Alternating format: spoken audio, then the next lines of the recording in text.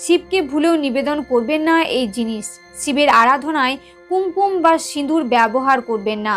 শিব আদি যোগী, তাই সোহাগের প্রতীক সিঁদুর নিবেদন করলে তিনি রুষ্ট হতে পারেন। শিবের পুজোয় নারকেল নিবেদন করতে নেই। নারকেল লক্ষ্মীর স্বরূপ, তাই শিব পুজোয় এটি ব্যবহার না করার পরামর্শ দেওয়া হয়। শ্রাবণ মাসের পুজো ছাড়াও অন্য যে কোনো সময়ে শিব পুজোয় তুলসী পাতা ব্যবহার করবেন না। তুলসীকে লক্ষ্মীর স্বরূপ মনে করা হয়। ভোলানাথকে তুলসী নিবেদন করলে ক্ষতির সম্ভাবনা থাকে। কেতকীর ফুল শিবকে নিবেদন করতে নেই। শিবকে সাদা ফুল নিবেদন করা যায়। শঙ্খচূড় নামক অসুর বধ করেছিলেন মহাদেব।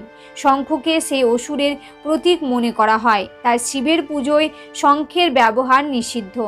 এমনকি শিবকে শঙ্খের মাধ্যমে জল নিবেদন করাও উচিত নয়। শিবকে অক্ষত এবং গোটা চাল নিবেদন করার প্রথা রয়েছে। ভাঙা চাল